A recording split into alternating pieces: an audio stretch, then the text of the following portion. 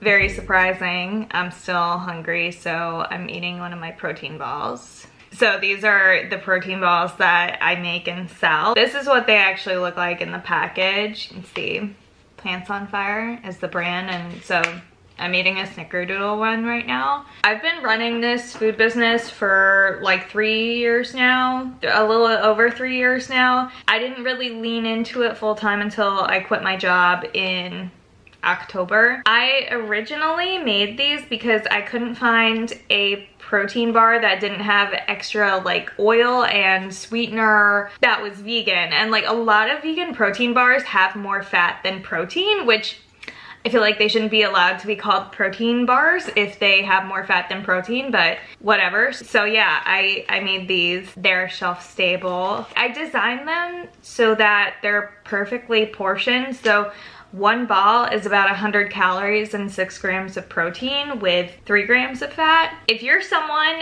who eats half a bar like me and then forgets about it later, then these are for you. This is actually left over from yesterday because I went to the Rumble Boxing in Center City and did a sampling event for people to try my balls. So my balls. So I make 4 flavors. There's a snickerdoodle, chunky peanut butter, almond butter and jelly, which is basically like a raspberry flavor, and cookie dough. So anyway, I went to the Rumble Boxing to sample them out, just like get people to try them, get them in front of people. And it was so affirming to connect with customers. Taste is so subjective, and when you are like a single person running a food business, this is my personal experience, but you can really get in your head about the quality of the product because taste is so subjective, and I'm like, I think they taste good, but I'm used to eating other protein products. I'm not used to eating a lot of sugary stuff, a lot of processed stuff. You almost like don't trust yourself. So if I'm not talking to people for a while or like interacting with them, I'm all up in my head thinking, my product sucks, people hate it, they don't like the taste, and so they're not gonna keep buying it. But then you have a day like yesterday where you're like face to face with people and they're trying it right in front of you and they're like, wow, they're good. It's just the most fulfilling thing because number one, like, I don't wanna put something out into the world that is not needed and that has no utility. I just set out to make a better tasting protein bar that didn't have any fillers, sugars, oil, etc. And I did it. I'm not in Target. I'm not paying huge influencers to hawk my product, but I fucking make this product in my kitchen and it's shelf stable. And I'm moving into my own like larger production kitchen. In my head, I'm like, yeah, like you're fucking doing it. There's no like investors giving me money. This is all my money and money that the business makes. And that kernel of self-sufficiency feels so good and like truly DIY. Not to say that like I did everything alone, because I didn't. Like my friend Jeff did an amazing job on designing the package, and I asked people for advice constantly, but at the same time, a lot of the packaged food that you see on the shelf at the store comes from large companies or people who've worked in CPG for like decades, and they're just like, how do you do, fellow kids? So to be able to do this on my own and bring a product to market that people are willing to pay money for it's just really rewarding. I have an online order from someone I actually met yesterday, so I'm gonna print out the packing slip and the label, and I'm gonna get it ready to go so I can mail it out tomorrow morning because it is Sunday.